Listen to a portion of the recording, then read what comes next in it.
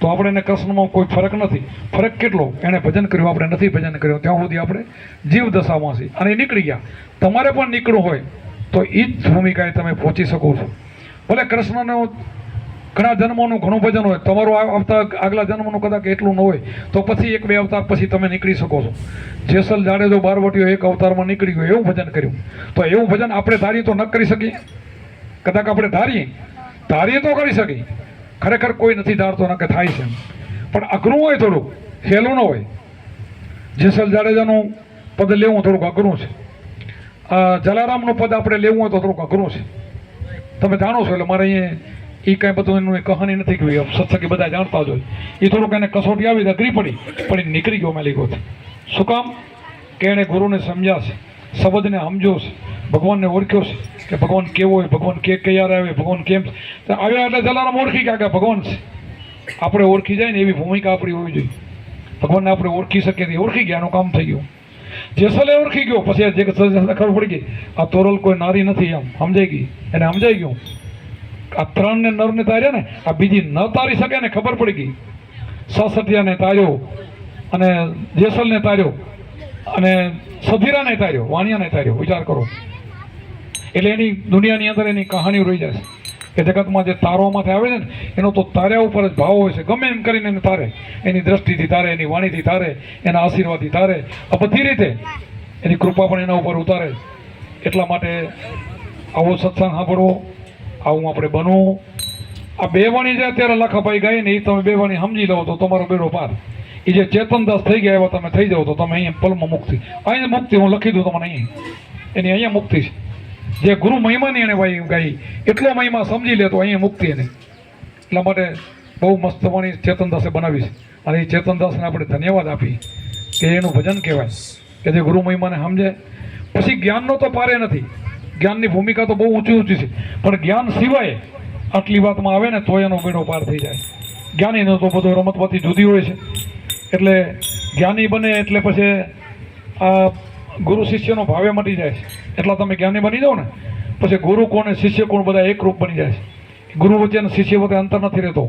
એટલી ભૂમિકામાં શિષ્ય આવી જાય તો એવું છે. આપણે રવિ ભાણ સંપ્રદાય, આપણો સંપ્રદાય શું કામ છે? રવિનું નામ પહેલું ને ભાણનું પછી. રવિ ભાણ સંપ્રદાય. દુનિયામાં કોઈ આવો સંપ્રદાય નહીં કે શિષ્યના નામે આ સંપ્રદાય ઓળખાય. ભાણ સંપ્રદાય નહીં, રવિ ભાણ સંપ્રદાય. રવિ શિષ્ય છે એમનો. તો એ રવિ કેટલી કમાઈ કરી હશે વિચાર કરો. એટલા એને રવિને કોઈ કવિ ન પહોંચી શકે એટલું તો એને જ્ઞાન થયું હતું. અને ખીમ સાહેબને એના ગુરુભાઈને પણ પાછળની હકીકત સંભળાવીને ફેર એને આગળ લઈ ગયા. ખીમ સાહેબને એટલા બધા આગળ લઈ ગયા. આવો તો એનો બે ભાઈઓનો પ્રેમ હતો. અને એટલે એ હનુમાનજીના જે અવતાર આપણે કે ત્રિકમ સાહેબ જેવા એને શરણે ગયા હતા. વિચાર કરો. આપણી તો રવિભાણ સંપ્રદાયમાં એક કરતા બધા સંતો છે ને, બધા પરચાધારી સંતો છે. પરચાને આપણે બહુ માનવા નહીં, પરચામાં જવું નહીં, પણ પરચો એ હેલે નથી થતો. પરચો એમ ન થતો. ભગવાન કામ કરે એટલે પરચો. બધાના કામ ભગવાન ન કરે, કરે છે જગતને કરે છે, પણ જગતને ઓળખાણ નથી. ભગતને એની ઓળખાણ છે. આ બધું જ કામ મારું પરમાત્મા કરે.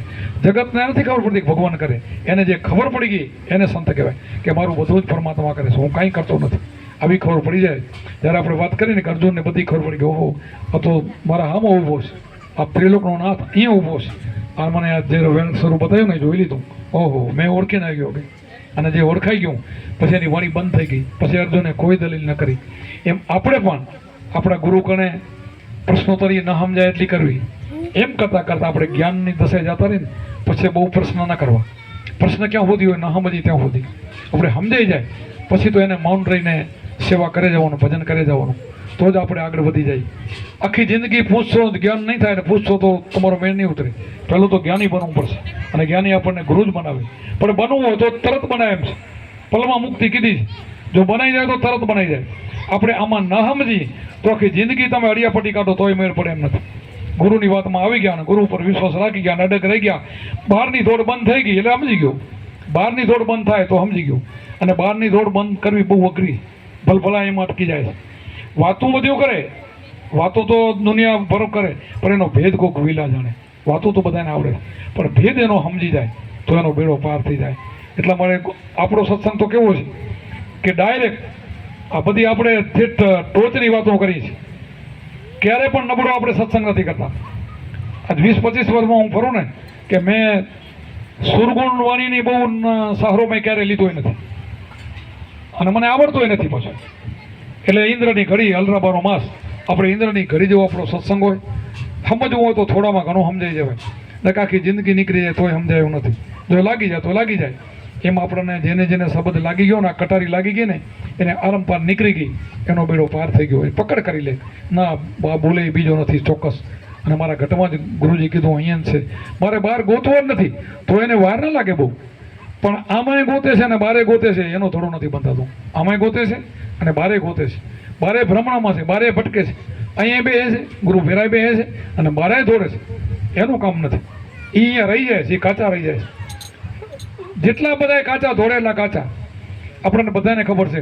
જેટલા જેટલા આપણે સંતો થઈ ગયા એમાં પાકા તમને બધા એક એ આપણે એકનાથ નહીં, પણ આપણે નામદેવનું અજ્ઞાનતામાં ભગવાને દૂધ પી લીધું હતું. કટારી પોતે મરવા મળ્યો, દૂધ તો પી લીધું અજ્ઞાનીનું. પછી જ્ઞાન ક્યારે થયું?